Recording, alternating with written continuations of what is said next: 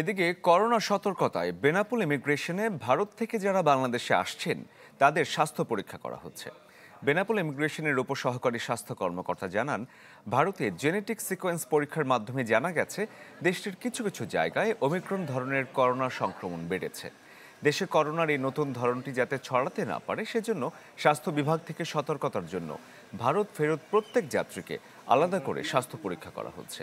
Covid Omicron XBB delta ভ্যারিয়েন্টের তুলনায় 5 গুণ বেশি বিষাক্ত, যাতে মৃত্যুর হারও বেশি।